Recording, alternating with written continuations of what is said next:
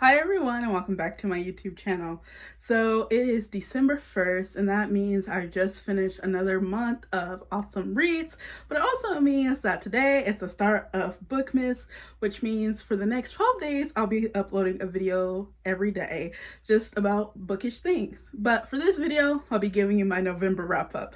So I read a total of 10 books this month, and it was a mixture of a lot of manga, some romance, and a little bit of poetry and literary fiction.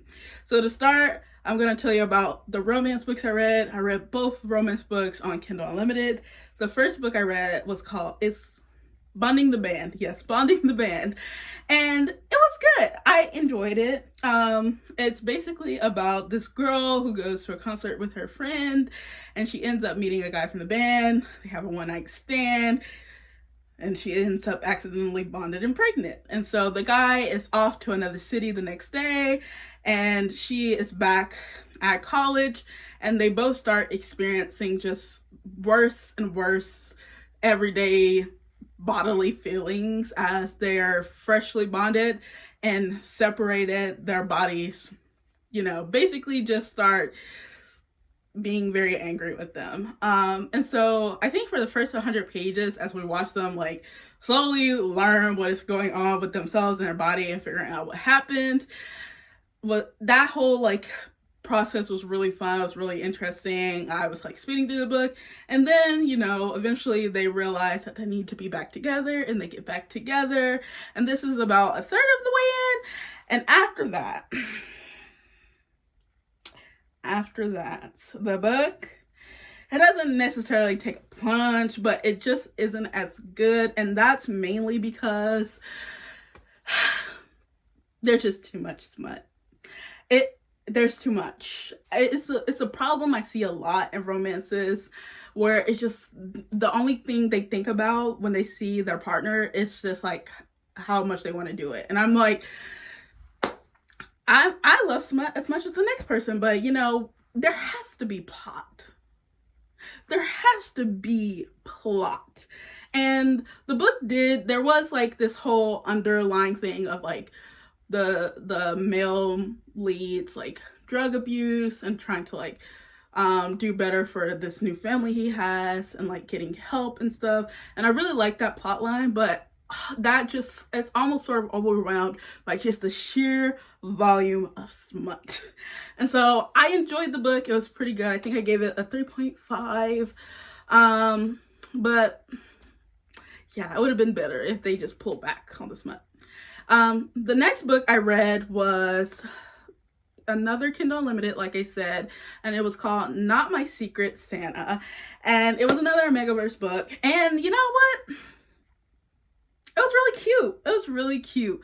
It was nice to read for the holiday season. It's basically about this girl who's an Omega, and she works at this architecture company, and there is just a spark happening between her and her boss, and it's around Christmas time, so her office does the Secret Santa, and the boss ends up being her Secret Santa. And so throughout the book we're just seeing their relationship slowly bloom while the side plot of the Secret Santa's gifts, which is a secret to her throughout the book, goes on.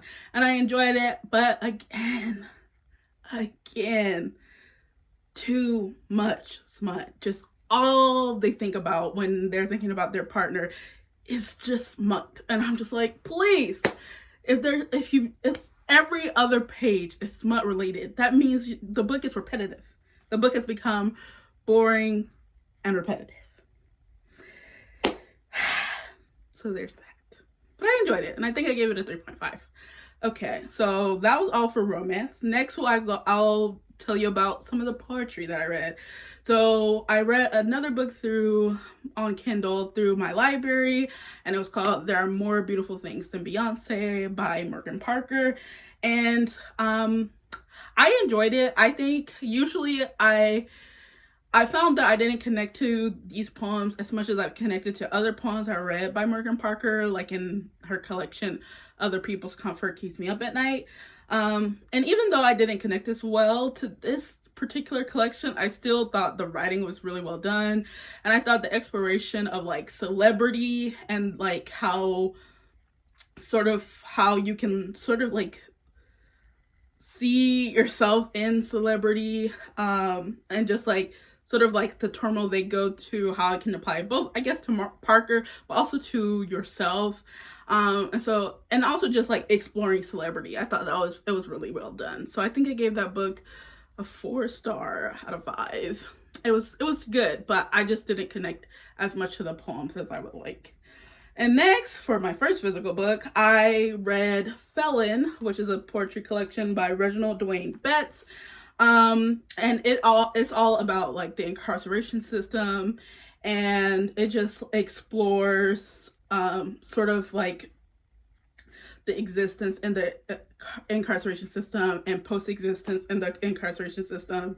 And I just thought this collection was really brilliantly done. There's these parts in the collection that are like blackout poems, so like this, and they are taken from court documents. And so it was really interesting to see like how the author emphasizes certain language that's used in these documents, and just like how they like reflect on sort of the people that these court documents are in reference to, and sort of what they are saying subtly, which we only get through these like blackout poems. So I thought this was just an amazing collection, and I definitely recommend reading. I think I gave this a 4.5 out of 5 stars.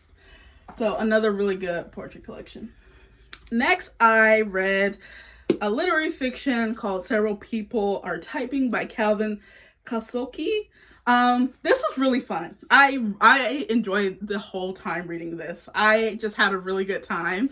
It's about this guy who gets stuck in his company's work Slack, and so the whole book is told in just like these text messages, like Slack messages. So it looks like this throughout, and it made it like a really fast read, and it was just like a really fun time.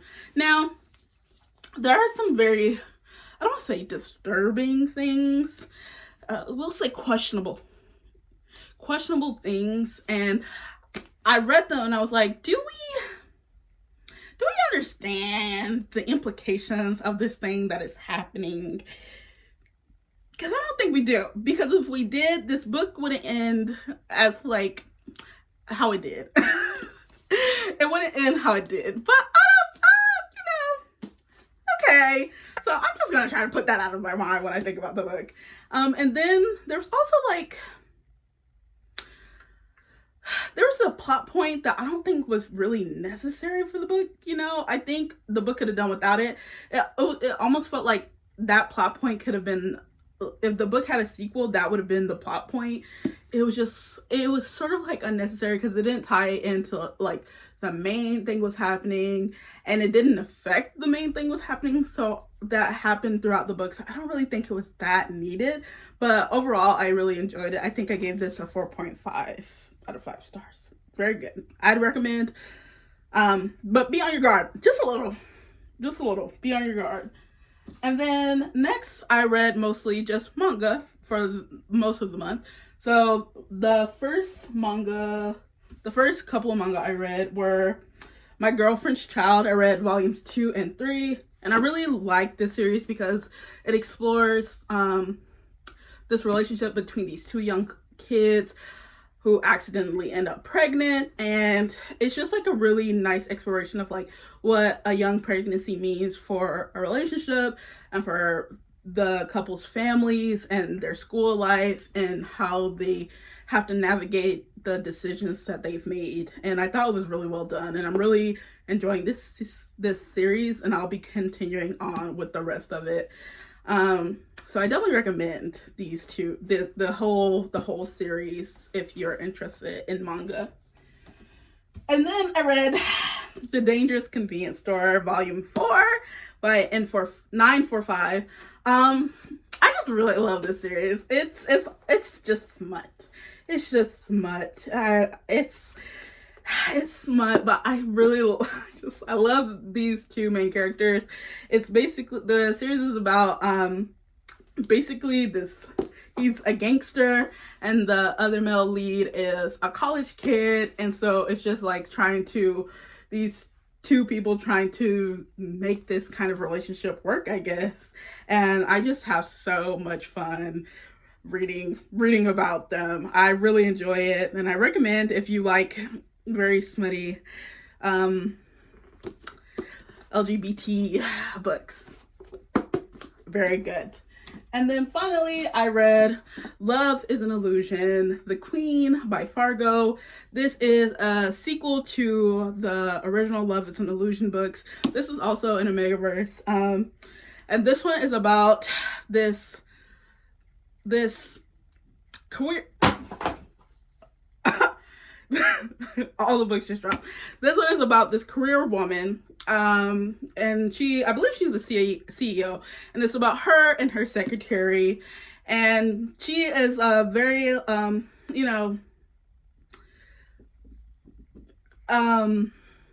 free-spirited. That's what they said, so I'll say that too. She's a very free-spirited woman that has many relations, and her secretary is obviously in love with her, and we're just following them as the secretary is put in charge of helping her. She finally decides that she wants to settle down and get married, and her secretary has to help her find, her future spouse, and we're just watching how that all goes. So I really enjoyed it. I've already read the whole series, so I know I like the whole series, but I'm just picking up the physical copies as they come out, so I will buy the next one when it does come out. But basically that's all I read for November.